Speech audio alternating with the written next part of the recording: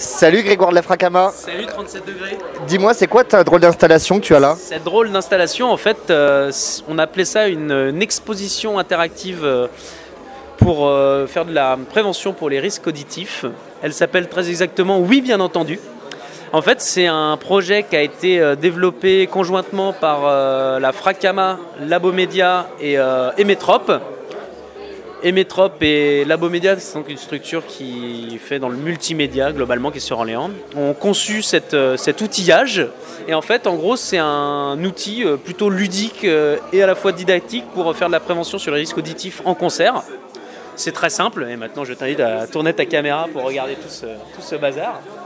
Voici une scène qui est figurée. Là, un espace, la fosse, quoi, on pourrait dire, quoi. On est dans une grande salle de musique actuelle ou alors un petit festival. Et en fait, on choisit soit Tata, soit Yo-Yo. Là, c'est Yo-Yo. On met son petit casque.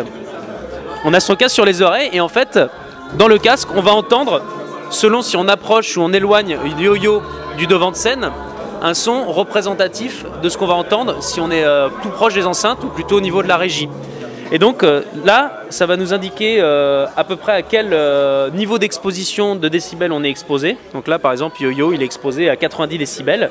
Et ça va donner un temps d'exposition raisonnable où rester dans le son pour ne pas prendre de risques, risquer des lésions ou des problèmes auditifs. Par exemple, si je me rapproche beaucoup, on voit tout de suite que le son augmente très fort, on arrive à 105 décibels et tout de suite on se rend compte que si on a la tête dans les enceintes, il vaut mieux pas rester plus de 5 minutes, sinon ça peut être un petit peu problématique.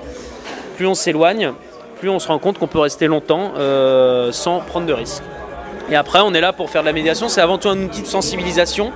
Ça nous permet, nous, d'aborder la question, d'expliquer un petit peu les choses sur comment ça se passe au niveau des risques qu'on prend. On a des petites cartes pour donner des conseils très pratiques, se reposer régulièrement, s'éloigner régulièrement, etc. Et l'info à passer le plus, c'est se faire plaisir, écouter de la musique, il n'y a pas de souci, mais bon, quand on va vraiment proche, quand on est vraiment exposé à un haut niveau sonore, c'est bien quand même de faire régulièrement des pauses et de ne pas rester trop la tête dans les enceintes. Voilà. Donc ça, c'est une des missions de la Fracama dont tu nous avais parlé quand on s'était vu sur le côté préventif. Tout à fait, donc on est le relais de ce qu'on appelle au niveau national la campagne Agissons, qui est donc on va dire toute une série d'actions pour la prévention des risques auditifs. La distribution est mise à disposition de bouchons, qui est vraiment le b.a.-ba, et les gens commencent de plus en plus à se l'approprier. Mais avec cette exposition, on avait envie de sortir on met des panneaux explicatifs, on met des bouchons à disposition, on a envie de faire quelque chose de plus concret, plus ludique, plus participatif.